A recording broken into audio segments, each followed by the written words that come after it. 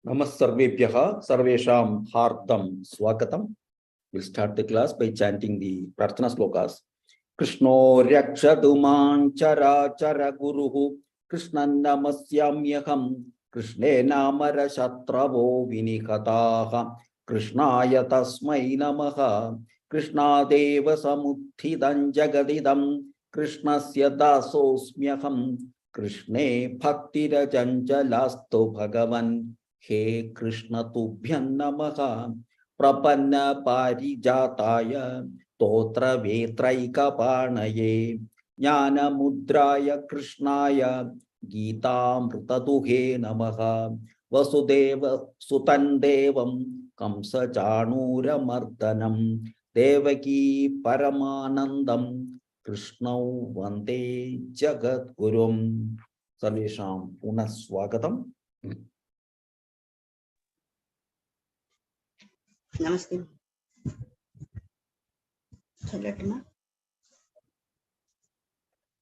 Om Shri Paramatmane Namaha Atha Panchadashodhyayah Purushottama Yogaha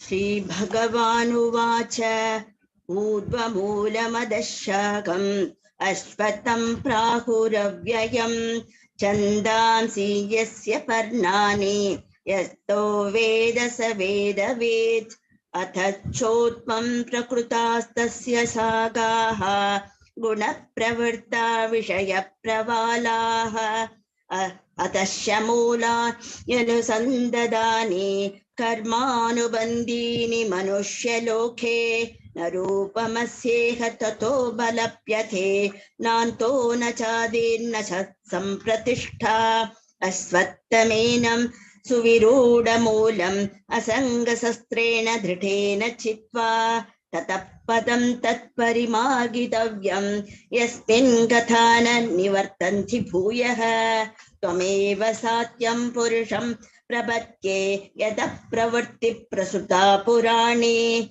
nirmana mohajita sanga doshaha atyatma nitya vinirutta kamaha dvandvair vimukta sukha dukkha sagnaihi kacchantya muda padamavyayantathe nadbhasayate suryaka nashashanko nabhavakaha Yadgatva nanivartante tattama paramam mama Mame vacho jiva loke jiva bhutas sanadanaha Manashashtanindriyane prakurtistani kashati Sarire yadavapnoti yachapyukramatishvaraha Grihit vaitvani samhyati vayurgandani vachayat Shotram Chakshusparshanamscha Rasanam Kranamevacha Atishtaya Manashayang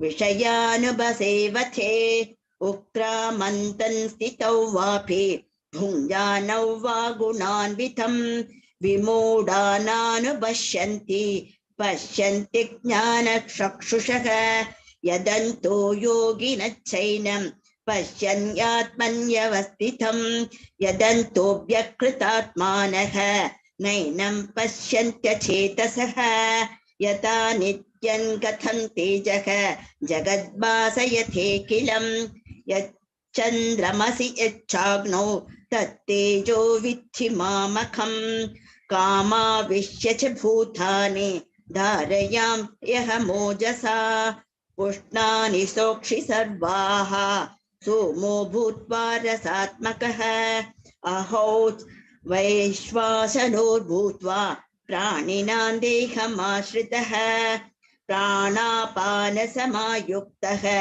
Pachanannam Chaturvitham Sarvasya Saham Sruti Sannivishtaha Mattasprati Jnanam Cha Vedaicha sarvairahave mahameva Vedaicha sarvairahave vedyo vedyaha Vedanta kridveda viteva chaha Dvamimo purusho loke Ksharak shaksharayeva cha Ksharak sarvani bhutani कूटस्थोऽक्षर उच्यते उत्तमः पुरुषत्वन्यः परमात्मेत्युता कृतः यो लोकत्रयमाविश्य विवर्तव्यय ईश्वरः यस्माक्षरमतीतोऽहम् अक्षरादपि चोत्तमः अधोऽस्मि लोके वेदे च प्रतीतः पुरुषोत्तमः यो मामेव समूढः जानाति पुरुषोत्तमं स सर्वविद् भजति मां सर्वभावेन भारत इति गुह्यतमं शास्त्रम् इदमुक्तं मया नकः एतद्भूत्वा बुद्धिमान् स्यात् कृतकृत्यश्च भारत। ॐ तत्सत् इति श्रीभगवद्गीतासु उपनिषत्सु ब्रह्मविद्यायां योगशास्त्रे श्रीकृष्णार्जुनसंवादे पुरुषोत्तमयोगो नाम पञ्चदशोऽध्यायः। धन्यवादः। धन्यवादः। Continue.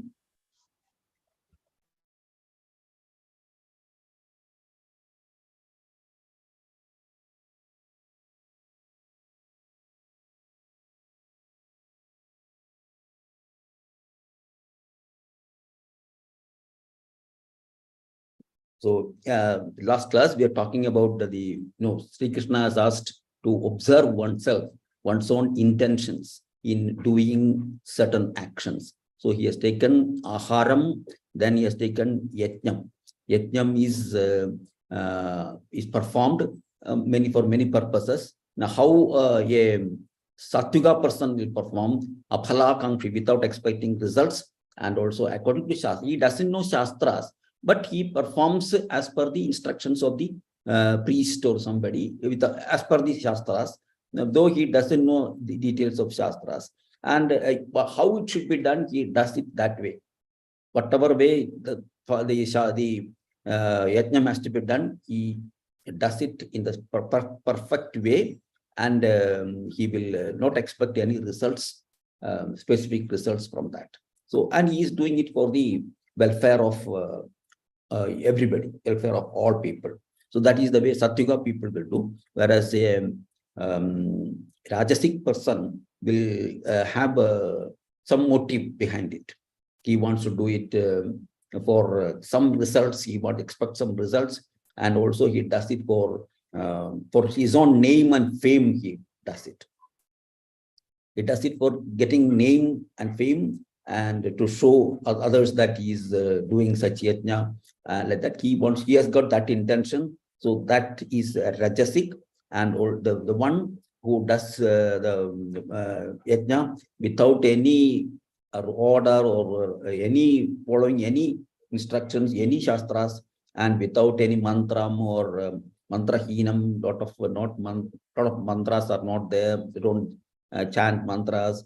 They don't give food after the yajnam. Not proper dakshina is not given, and also no shraddha. There is no faith in them. They are just doing it for somebody has told them, so they are doing it. So that sort of a very irresponsible way of doing yajnam, that is the tamasic way of doing it. So we can take in the present age, you can take perhaps example of an office in which you can see some people are very sincere. They do work for the welfare of everyone. They work for the progress of the office, and they come on time. They do their work systematically, and they can be dependent. And you can give them any task, and they will do it with all their all the attention they have, and they will do anything for the good for the or the office. The others are there. Other people are there who work, but they work for getting name and fame to impress their bosses and get promotions, and so with the intention of getting promotions and all that. They do the work, but they will do it for either showing off or impressing people. That is the Rajasic type. And Tamasic people, they will not be regular in the office. Even if they come to office, they gossip and they waste their time. and they procrastinate. They don't do the work on time. So such kind of people are there in the office. So that they are the tamasic people in this modern world, present day world. So these are the kinds of differentiation that we can see in the case of the yajnam. Now from the yajnam, we will go to the tapas. So with regard to tapas, that is penance or austerity. So in that aspect, how it is, what is it, and then how each of the Rajasic and Tamasic and Sattvic way of doing this. So we'll continue with this. Deva Dvija Guru Pratnya Pujanam Shaucha Marjavam Brahmacharya Mahimsa Cha Shariran Tapa Uchyate. So this is one specific thing, is that this has to be chanted once together. So the pada division doesn't follow here. Up to this is one pada. There is more than 8 syllables are there in this. So this is the way it should be chanted, because this is the Deva, Tvija, Guru, Prajna. The 4 words are there. They have been combined together, and Pujanam. This is one word.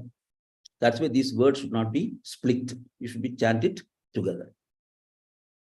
So here, tapah means to melt, So we know that useful metals like iron or gold or any metal, they are extracted by melting ores. You get the minerals or the ores you get. From the ores, you melt them and remove the impurities and get the metal. So even old scrap metals are also similarly melted and they made refined metal. Similarly, on similar lines, the life of a man can also be renewed and rejuvenated by tapas or austerity. Man can also improve his life. So he can turn his whatever activities he's doing and come back and take a U-turn, and he can go towards progress towards liberation by melting, by doing tapas. So blessed is the man who is doing this. Of course, he is going according to the spiritual values. So man is constituted by three aspects. One is the body, next is the speech, and then other is the mind. These 3 things are, man has got these 3 aspects. So we will see the austerity or penance of these 3 aspects. What is it, and how it is done. So when these 3 components, that is bodily austerity, then this speech austerity, then this mind austerity, if these 3 are put into action or put into practice, that will modify the person. These 3 aspects, it will motivate the person and make him towards spiritual life. So the process of transformation happens from that only. So here, first is here Deva Dvija Guru Prajna Pujanam. That is this Deva, that is the Devas like Shiva, Vishnu, Ambika, and Dvija. Dvija is twice born, they are called Brahmanas. So the Brahmanas, they have a procedure called for the male child. They do something called Upanayanam or thread ceremony. So once it is done, they are supposed to be dedicated to a spiritual life. So they get a second birth. So they are called Dvijas. So that is Deva Dvija. Then teachers, Guru. Guru is one who will be example of spiritual life through his own personal example. He is an example for the spiritual life. And then this Prajnaha, wise people. There are wise people who are gone beyond the body consciousness and they do towards spiritual life. So such people, so the worship of these people, Deva Dvija Guru Prajna Pujanam. worship of these four kinds of people: Devaha, Dvijaha, Guruhu, Pratnyaha, because they are all in the spiritual area, spiritual things. So you worship them. Then Shaucham. Shaucham is, bodily purity by taking regular baths and clean clothing. And then Arjavam. Arjavam is uprightness, all bodily activities in a clean, open, and ethical way. No unethical ways of doing any activity. All ethical ways, he is doing all bodily activities. Shaucha Marjavam. Brahmacharyam. Brahmacharyam is that is going away or removing all kinds of overindulgence in sensual indulgences. We should avoid that. So that is brahmacharyam, or we call also continence, and it is body is dedicated to the service of the divine. So this is the body austerities.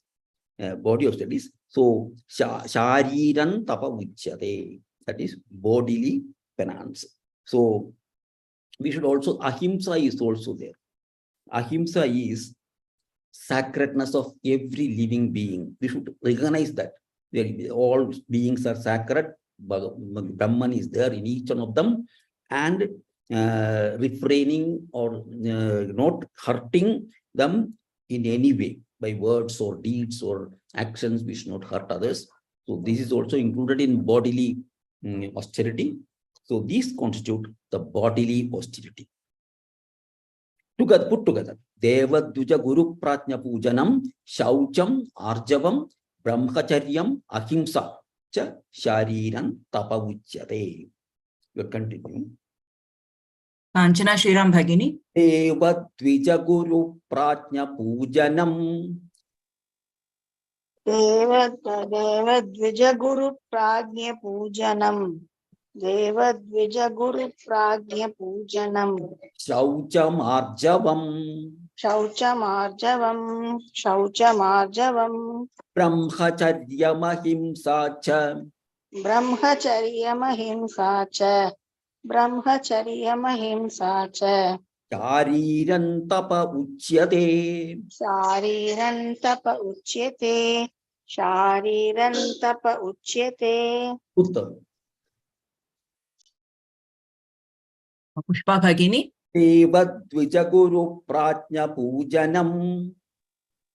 Deva Dvija Guru Prajna Pujanam. Deva Dvija Guru Prajna Pujanam.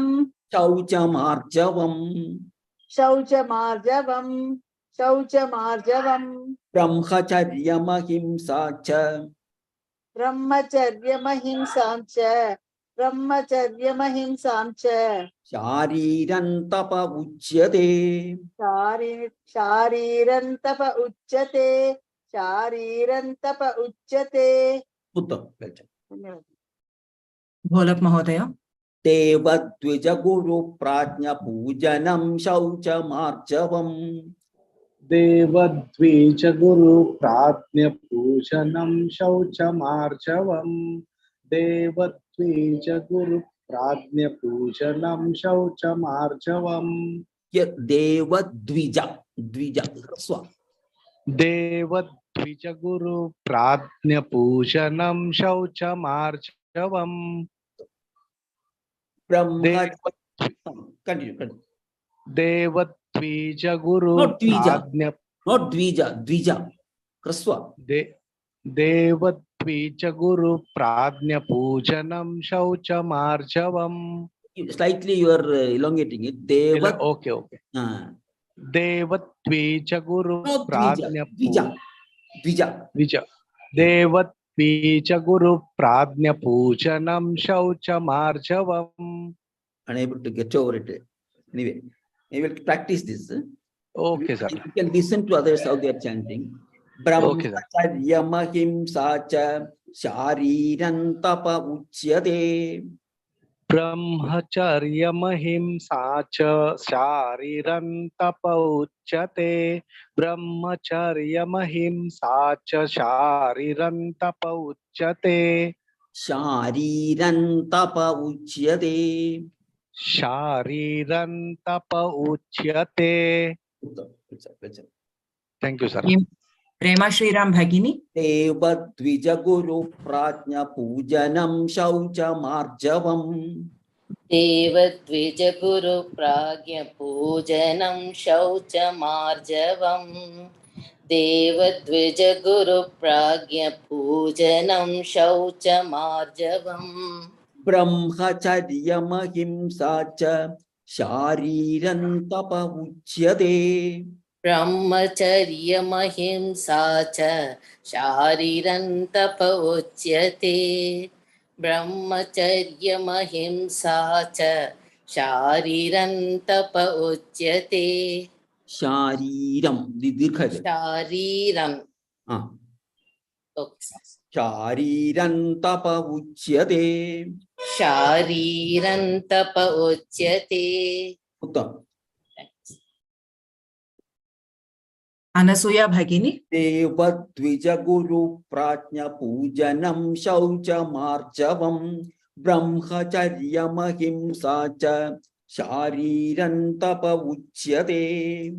देवद्विजगुरुप्राज्ञा पूजनं शौचमार्जवम् ब्रह्मचर्यमहिंसा च शारीरन्तप उच्यते.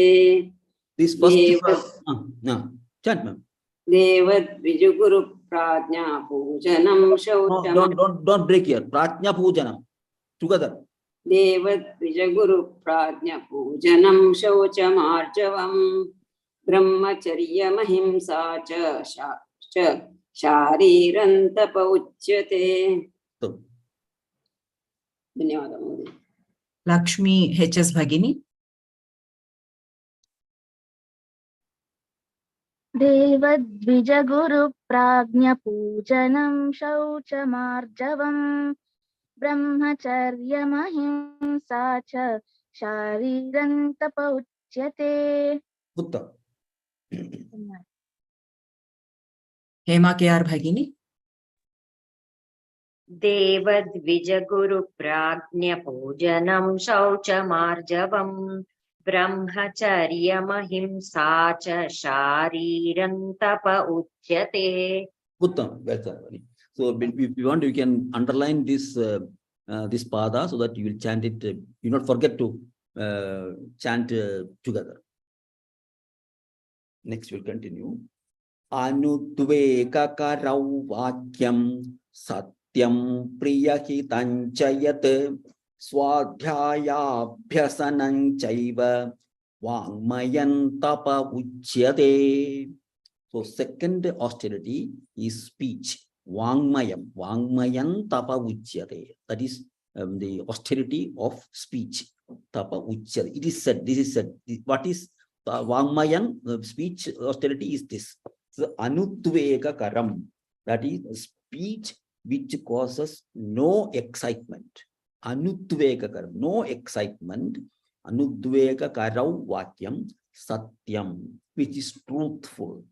Priyahitam, that is pleasant and beneficial. Priya, that is pleasant, and hitam means beneficial, pleasant and beneficial, this thing. Then swadhyayabhyasanam chaiva, that is practice of sacred recitation. Swadhyayabhyasanam chaiva. These are the said to be the form of the austerity of speech. Anudvega karavakyam, that is not producing any excitement. Satyam, truthful, that is pleasant, beneficial, and sacred recitation, practice of that sacred recitation. These are the way in which our speech, because that's what we are using speech for those things. So the speech faculty is controlled by these things. So here, the harm done through speech is often more painful than physical violence. We know all this, which is happening in our own society. It is happening today, even today it is happening. So one need only to go through the newspapers. You can see all those things. So excitements, exciting words hurt people and also incite people. So that should be avoided. And truth is, in some cases, it is unpleasant to hear. So what should be talked is truth which is pleasant truth. That should be told. Truth is pleasant. Sometimes it is unpleasant. So how do you express those things? Unpleasant truth. We cannot tell it, but truth, even truth, we have to tell the truth only, but it's unpleasant. So we have to express it in a very judicial, in a very, very judicial way, or we somehow we have to express those things. But never we should tell pleasant untruths. The untruth we should not say. When it is pleasant, some people are there, they want to see, because pleasant, everybody will like it, but it is not truth. That should never be told. So that is something that is all bodily, that is speech austerity. And then flattery. Flattery, there may be truthfulness in that, but you can compliment a person, but you should not go to large extent. That is very harmful to the person whom you are flattering. So because that will you make him more assume more vanity in this thing, and that will spoil him, the person whom you are flattering. So better beneficial words it should be. You should not be flattering too much. It should be beneficial and helpful, and that is that the word should be of that nature. And then the last one is swadhyayabhyasanam. That is self-study. Vedas are very sacred, but it is very difficult. Chanting Vedas is very good, both for proper pronunciation and all that. It will help you in perfect training, vocal training. It is very good chanting Vedas, but it is ordinary persons cannot chant these things. So they can chant any other sacred books in any language. For example, you can chant Bhagavad Gita every day, one chapter. So that is a practice that you can follow every day, one chapter. That will help you. Swadhyayabhyasam. So that is one thing which, because all these things we are using your tongue. So wherever tongue is used, there we should be austerity should be observed. So these are the ways in which, that is, don't tell any exciting news. Anudvegagaram vakyam, satyam, truthful, priyahidam, that is pleasant and beneficial to the persons, and also swadhyayam, that is self-study, self-practice of chanting some sacred texts, that also we can practice. These are all the austerity in terms, as far as speech is concerned. We'll continue. Padmajagan Bhagini. Anudvegakarau vakyam. Anudvegakaram vakyam. Anudvegakaram vakyam. Satyam priyahitanchayat. Satyam priyahitanchayat. Satyam priyahitanchayat. Swadhyayabhyasananchaiva.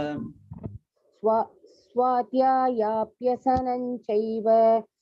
Swadhyayabhyasananchaiva. Vangmayantapa uchyate. Vangmayantapa uchyate. Vangmayantapa uchyate. Anita Bhagini. Anudvegakarau vakyam. Hare Krishna. Anudvegakaram vakyam. Anudvegakaram vakyam. Satyam priyahitanchayat. Satyam priyahitam chayat. Satyam priyahitam chayat. Swadhyayabhyasananchaiva. Swadhyayabhyasanam chaivya. Swadhyayabhyasanam chaivya. Vangmayantapa uchyate. Vadmayam tavuchyate. Vadmayam tavuchyate. The Vangmayam, not Vadmayam. Vangmayam. वाङ्मयं तप उच्यते वाङ्मयं तप उच्यते Nagamani Bhagini. Anudvegakaro vakyam satyam priyahitanchayat. अनुद्वेगकरं वाक्यं सत्यं प्रियहितं च यत् अनुद्वेगकरं वाक्यं सत्यं प्रियहितं च यत् Swadhyayabhyasanam chaiva vangmayan tapa uchyate. स्वाध्यायाभ्यसनं चैव वाङ्मयं तप उच्यते स्वाध्यायाभ्यसनं चैव वाङ्मयं तप उच्यते धन्यवादः महोदय Vinoda Bhagini. Anudvegakaro vakyam satyam priyahitanchayat. अनुद्वेगकरं वाक्यं सत्यं प्रियहितं च यत् अनुद्वेगकरं वाक्यं सत्यं प्रियहितं च यत् Swadhyayabhyasanam chaiva vangmayan tapa uchyate. स्वाध्यायाभ्यसनं चैव वाङ्मयं तप उच्यते स्वाध्यायाभ्यसनं चैव वाङ्मयं तप उच्यते Lakshmi Kiran Bhagini. Anudvegakaro vakyam satyam priyahitanchayat. Swadhyayabhyasanam chaiva vangmayan tapa uchyate. अनुद्वेगकरौ वाक्यं सत्यं प्रियहितं च यत् स्वाध्यायाभ्यसनं चैव वाङ्मयं तप उच्यते Raghunath Mahodaya.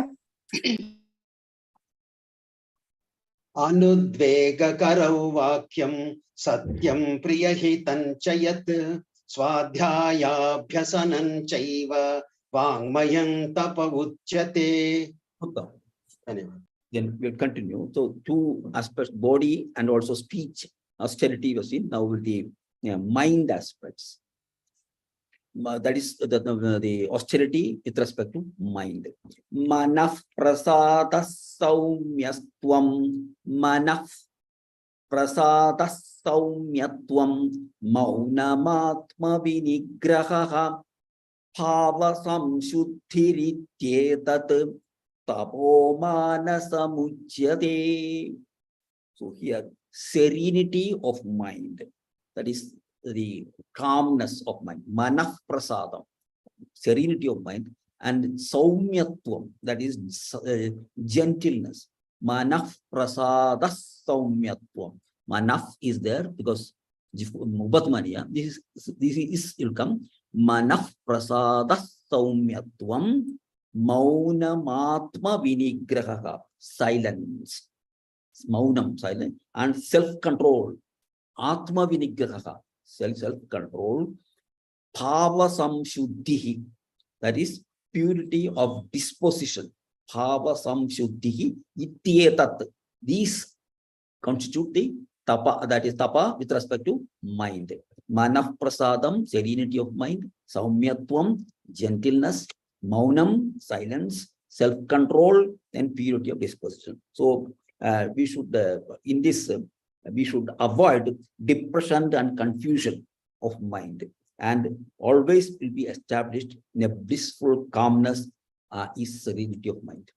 That is no depression, no confusion, always established in blissful calmness. That is serenity of mind, and being kindly disposed towards all others is gentleness, saumyatvam, keeping all these mental processes in a state of equilibrium is silence. That is, mind is unnecessarily wandering and analyzing and all that. If you can keep it in an equilibrium state, that will be the maunam. And then control of mind is superior to control of tongue and body. Atma vinigraha, self-control of mind is superior to control of the earlier one, body as well as tongue, because permitting pure thoughts and noble emotions alone to crop up in the mind is self-control mentioned here. Only good thoughts, pure thoughts should come into our mind. So what is in the mind express itself as words and actions outside. So always first it will be formed in the mind. Whatever good or bad will happen first in the mind, and then we will express through words and actions. So he who has mastery over mind never utters an unwanted word or never does an undesirable action. He will not do it. Who has control of mind?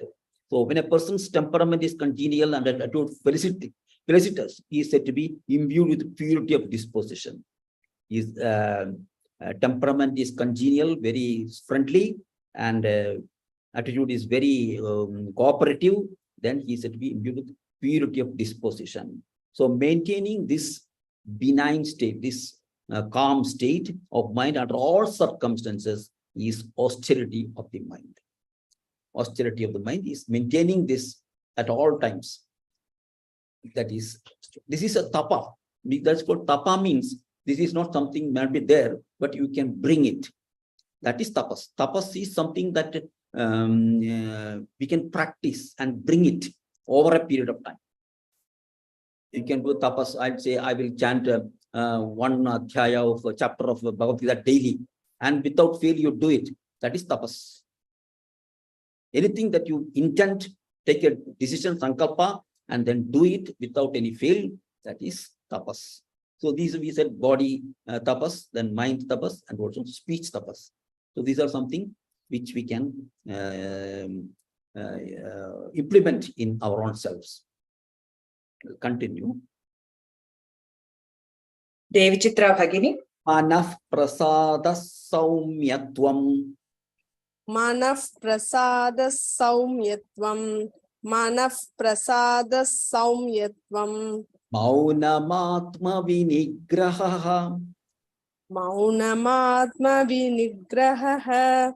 Maunamatma vinigraha. Bhava samshuddhirityetat. Bhava samshuddhirityetat. Bhava samshuddhirityetat. Shuddhi. Bhava samshuddhirityetat. Bhava samshuddhirityetat. Ittyetat. Yuddhirityetat. Shuddhihi ityetat. That became shuddhirityetat. Rityetat. Rityetat. Rityetat. Bhava samshuddhirityetat. Once again. Bhava samshuddhirityetat. Tapomana samuchyate. Tapomana samuchyate. Tapomana samuchyate.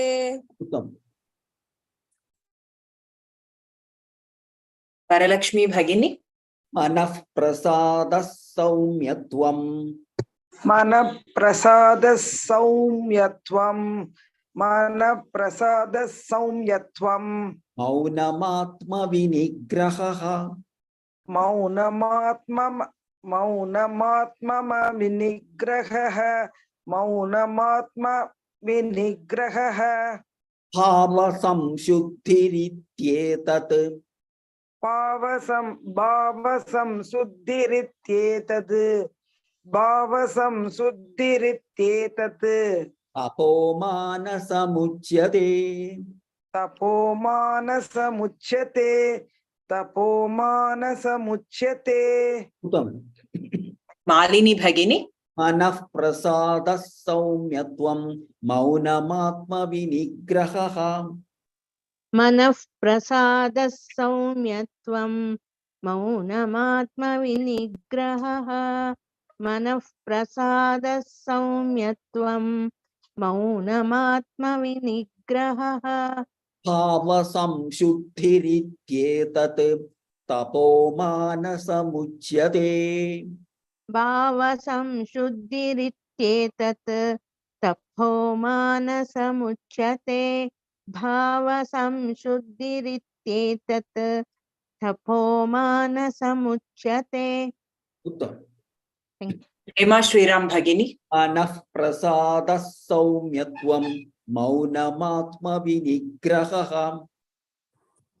मनः प्रसादः सौम्यत्वं मौनमात्मविनिग्रहः मनः प्रसादः सौम्यत्वं मौनमात्मविनिग्रहः भाव संशुद्धिरित्येतत् तपोमानसमुच्यते भावसंशुद्धिरित्येतत् तपोमानसमुच्यते भावसंशुद्धिरित्येतत् तपोमानसमुच्यते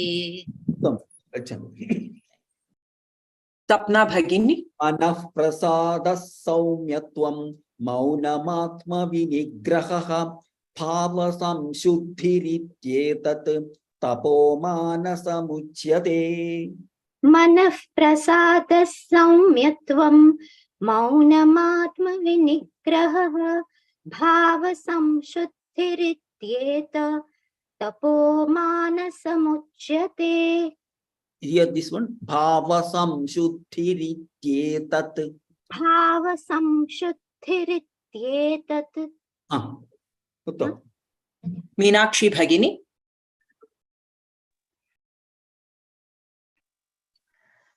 मनः प्रसाद सौम्यत्वं मौनमात्मविनिग्रहः भावसंशुद्धिरित्येतत् तपोमानसमुच्यते. Uttam. So here we have seen three kinds of austerities: body austerity, speech austerity, and mind austerity. So we have seen the austerities. Then how we'll see this. Shraddhaya paraya taptam tapastatrividhanaraihi aphala kankshibhir yuktaihi satvikam parichakshate. So here, this threefold austerity, tapas tat trividhanare, tapas tat trividhanare, that is trividham, that we are told three types of tapas, austerity, trividhanare. So, saddhaya paryataptam, by practiced by steadfast, that is steady people. Shraddhaya, that is with the utmost shraddha. Those who are practicing these three austerities without desiring no food. Apala kankshibhir yuktai. Also practicing these three austerities, also expecting no result, desiring no fruits for anything, they are called sattvikas. Sattvigam parichakshate. So they are called sattvika. So austerity loses its sanctity to the extent fruit or reward is sought. If you want any fruit, then the austerity's effect will be lessened. So steadfast, steady man, the pursuit of the ideal, who remains unaffected by success or failure, relentlessly he engages himself in these spiritual practices. All the three instruments, the body, speech, and the mind, are benignly utilized for the service of the Lord. For the service of the Lord, these all three aspects are used. That aspirant is fixed in Sattvika, who expects no reward and who does not suspend his practice of austerity for any reason whatsoever. He will not give up this practicing this austerity for any reason whatsoever. He will practice it at any cost. He is a Sattvika. We'll continue. Pushpa Bhagini. Shraddhaya paraya taptam. Shraddhaya paraya taptam. Shabdhaya paraya taptam. Tapastatrividhanaraihi. Tapastatrividhanaraihi. Tapastatrividhanaraihi. Aphala kankshibhir yuktaihi. Afala kankshibhir yuktaihi. Afala कांक्षिभिर् युक्तैः अफला कांक्षिभिर् युक्तैः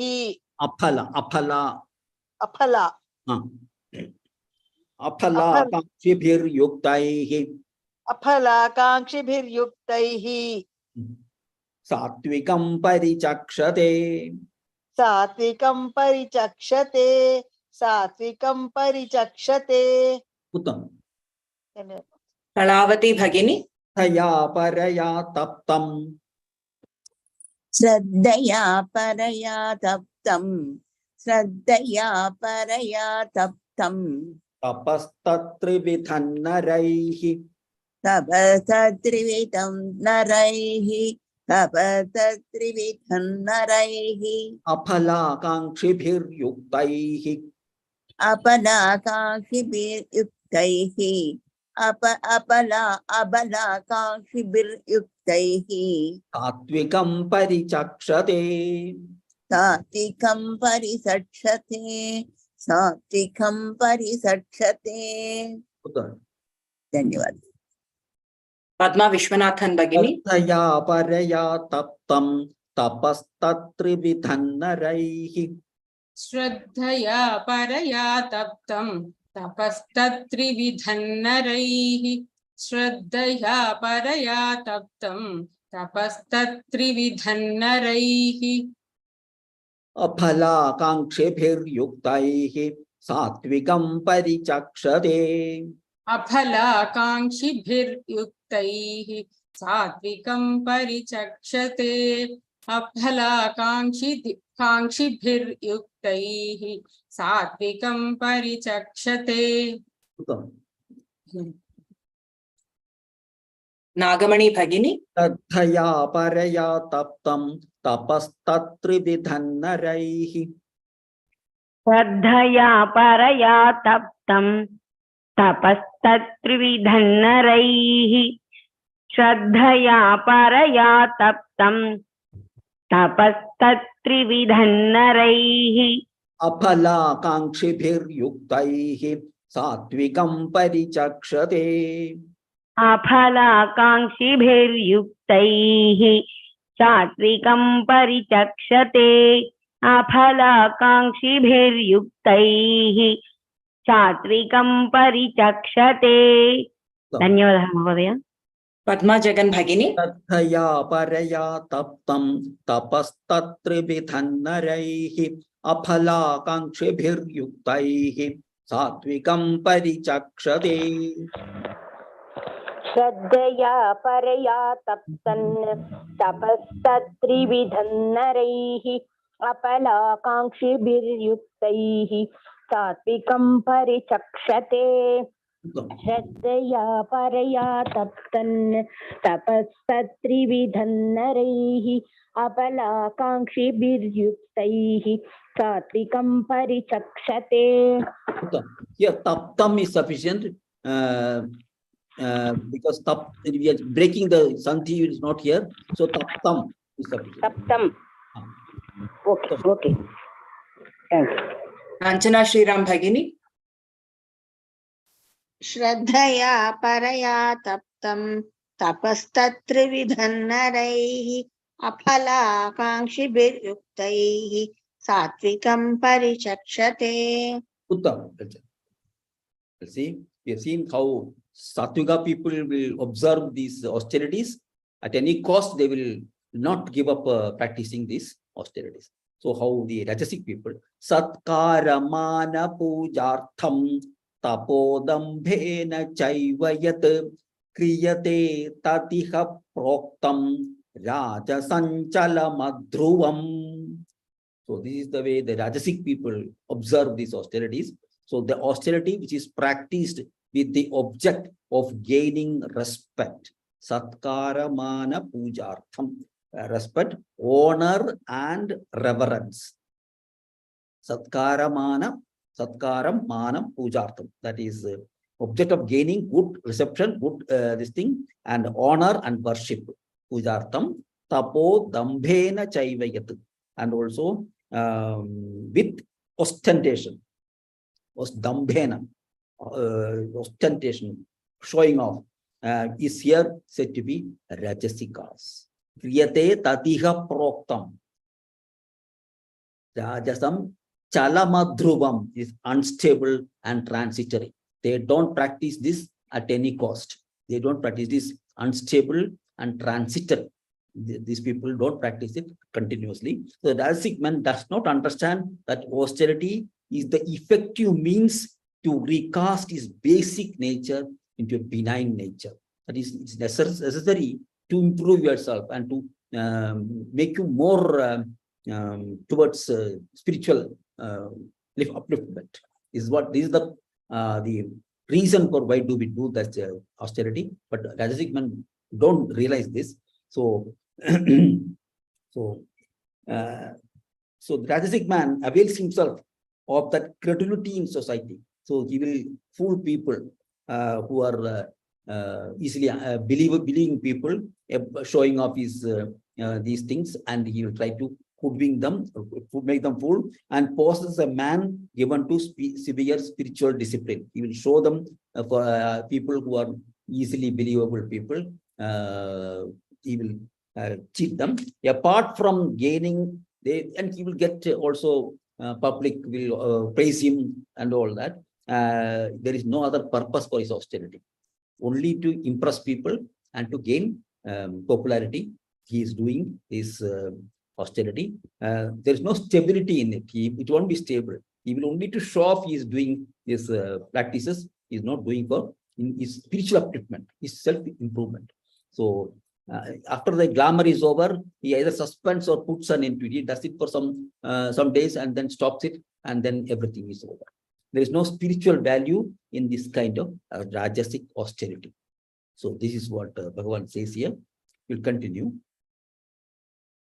Devi Chitra Bhagini. Satkaramana pujartham. Satkaramana pujartham. Satkaramana pujartham. Pujartham. Pujartham. Upa is pa. Satkaramana pujartham. Satkaramana pujartham. Tapodambhena chaivayat. Tapodambhena saivayat. Tapodambhena saivayat. Dambhena, da is malpa prana. Tapodambhena chaivayat. This cha. Chaivayat. Tapodambhena chaivayat. Tapodambhena chaivayat. Kriyate tatiha proktam. Kriyate tahitah proktam. Tatiha. Tadiha. Kriyate tadiha proktam. Kriyate tadiha proktam. Rajasanchala madhruvam. Rajasanchala madhruvam. Rajasanchala madhruvam. Nita Bhagini. Satkaramana pujartham.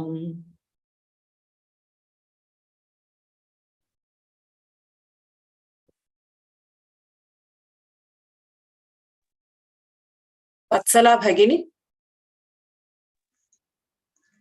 Satkaramana pujartam. Satkaramana pujartam. Tapodambhena chaivayat. Tapodambena chaivayat. Tapodambena chaivayat. Kriyate tatiha proktam. Kriyate tadiha proktam. Kriyate tadiha proktam. Rajasanchala madhruvam. Rajasanchala madhruvam. Rajasanchala madhruvam. Vinoda Bhagini. Satkaramana pujartham. Tapodambhena chaivayat. Satkaramana pujartham. Tapodambhena chaivayat. Satkaramana pujartham. Tapodambhena chaivayat. Kriyate tatiha proktam. Rajasanchala madhruvam. Kriyate tadiha proktam. Rajasanchala madhruvam. Kriyate tadiha proktam. Rajasanchala madhruvam. Padma Vishwanathan Bhagini. Paramana pujartham. Tapodambhena chaivayat. Satkaramana pujartham. Tapodambhena chaivayat. Satkaramana pujartham. तपोदम्भेन चैव यत् क्रियते तदिह प्रोक्तं राजसञ्चलमध्रुवम् क्रियते तदिह प्रोक्तं राजसञ्चलमध्रुवम् क्रियते तदिह प्रोक्तं राजसञ्चलमध्रुवम्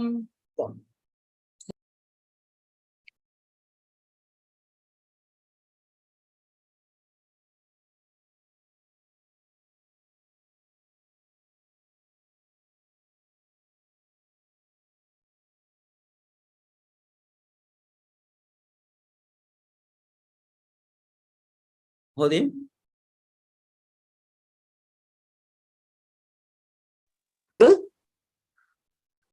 Can you hear me, Mahodaya? yeah, now we can hear. Okay. Hema Bhagini. सत्कारमानपूजार्थं तपोदम्भेन चैव यत् क्रियते तदिह प्रोक्तं राजसञ्चलमध्रुवम्. Uttam, well channeled. Thank you. Sapna Bhagini. सत्कारमानपूजार्थं तपोदम्भेन चैव यत् क्रियते तदिह प्रोक्तं राजसञ्चलमध्रुवम्. Uttam, well channeled. You'll chant the 4 slokas. देवद्विजगुरु प्राज्ञ पूजनं शौचमार्जवं ब्रह्मचर्यमहिंसा च शारीरं तप उच्यते अनुद्वेगकरौ वाक्यं सत्यं प्रियहितं च यत् स्वाध्यायाभ्यसनं चैव वाङ्मयं तप उच्यते मनः प्रसादः सौम्यत्वं मौनमात्मविनिग्रहः भावसंशुद्धिरित्येतत् तपोमानसमुच्यते श्रद्धया परया तप्तं तपस्तत्त्रिविधन्नरैः अफलाकाङ्क्षिभिर्युक्तैः सात्विकं परिचक्षते सत्कारमानपूजार्थं तपोदम्भेन चैव यत् क्रियते तदिह प्रोक्तं राजसञ्चलमध्रुवम्. We'll conclude with the Shanti mantra. Om Purnamadah Purnamidam Purnat Purnamudachyate Purnasya Purnamadaya Purnamevavashishyate. Om Shanti Shanti Shanti. धन्यवादः. पुनः मिलामः. राम राम राम. धन्यवादः महोदय. धन्यवादः. हरे कृष्णा. प्रणाम. Can please, I've muted everyone. I've shared the list in the chat box. I have shared in the list in the chat box. In that order, you will be reciting. Tomorrow, Vinoda Bhagini, you will be reciting. The same list shall be shared in your WhatsApp group too. Okay, Bhagini. Okay. Thank you, Bhagini. Thank you, Bhagini. Dhanyawad. Bhagini, my name is not there, Bhagini. Hare Krishna, Prabhuji. Pranam. Whom did I miss? My name Devi Chitra. In the list, there's no name. You said you finished, no, in the beginning. No, I'm not finished it. You haven't finished. Okay, I'll include you. I'll include you before sharing in your WhatsApp group. Okay. Bhagini, I have a request to make. I'll be traveling, Bhagini, and I don't think I'll be able to do the Parayanam day after tomorrow. It's my name, na? Second, on the second number, you have given my name. So, can you give me some later date? Let Sapna Bhagini finish, please. Can you give me some later date after Wednesday? After Wednesday. Okay, fine. Yeah. Sure. Would you like to exchange with Raghunath Mahodaya? Raghunath Mahodaya, will you do on Wednesday? Hare Krishna, Mataji. I think he left. He will be able to do on Wednesday. I think. Can you do on Thursday, Sapna Bhagini? Nagamani Bhagini, Thursday I am exchange the date, Bhagini. Day after tomorrow. Thursday is okay with me. Okay Yeah. हाँ Yes. हरे कृष्णा माता जी, हरे कृष्णा। हाँ अनीता भगिनी, ma'am मेरा किस दिन होगा माता जी? धन्यवाद। डेट्स नहीं डाला आपके ग्रुप में, व्हाट्सएप ग्रुप में डालने समय मैं डेट भी इंक्लूड करके भेजूंगी कामाक्षी भगिनी को, वो शेयर करेंगे आपके ग्रुप में, ठीक है? डेट्स भी डाल दूंगी, आपको क्लियर रहेगा, ठीक है? जी माता हाँ जी, हरे कृष्णा। हरे कृष्णा। और बाकी if I am missing anyone else please let me know, okay? जी ओके, थैंक देवी चित्रा भगिनी आई ऐड यू। ओके, धन्यवादः। हरे कृष्णा महोदय, धन्यवाद। प्रणाम। धन्यवादः महोदय, धन्यवादः। हरे कृष्णा महोदय, हरे कृष्णा महोदय। हाँ अनीता भगिनी बोलिए। जी ये ना थोड़ा सा ये देखना था, 50 चैप्टर का जो है ना, या 70 श्लोक है जो उत्तम पुरुषम तो वन्या ही परमात्मा ही मेत उत्यहात्य, ऐसे बोला जाएगा ना महोदय?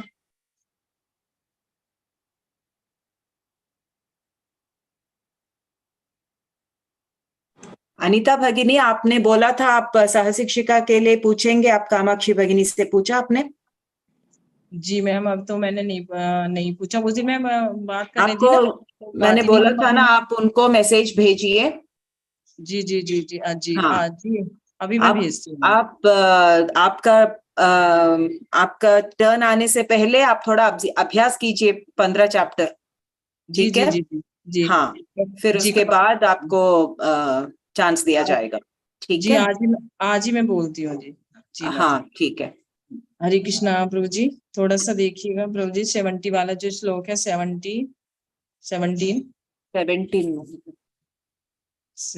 जी जी प्रभु जी। जी प्रभु जी, उत्तम पुरुषम तो वन्या ही परमात्मा ये मेत यो उद्यहते ही यो लोकत्रयं विषयी विवित्यव्यया ईश्वर ही। किधर तकलीफ है?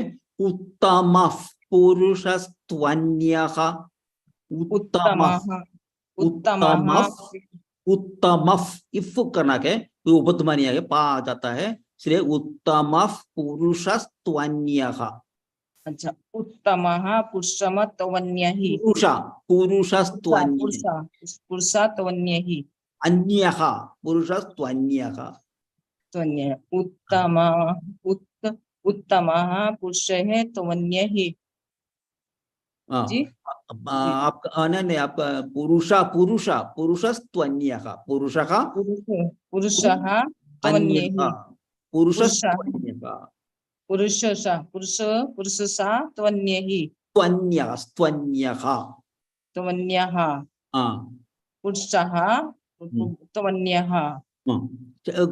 मिला के बोलने का पुरुषस्त्वन्यः।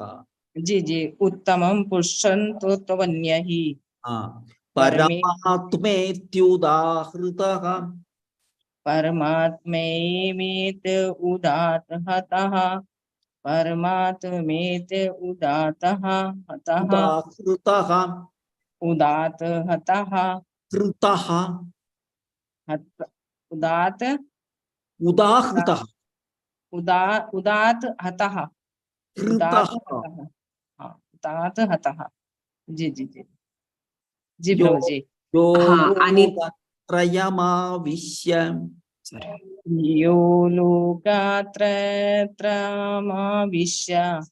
बिभर्त्यव्य ईश्वरः, बिभर्त्यव्यय ईश्वरः, भितर्व्यव्य ईश्वरः, ईश्वरः, ईश्वरः, बिभर्त्यव्यय ईश्वरः, भितर्व्यव्य ईश्वरः। आपका पास रिकॉर्ड है ना? जी जी हाँ, मैं रिकॉर्ड से रिवाइज रिकॉर्ड सुनिए, रिकॉर्ड बार बार सुनिए, आपको आ जाएगा। जी जी जी बार सुनिए। जी जी जी जी प्रभु जी। जी थैंक यू वेरी मच। हरे कृष्णा, प्रणाम। चलते हैं इन द मीटिंग महोदय।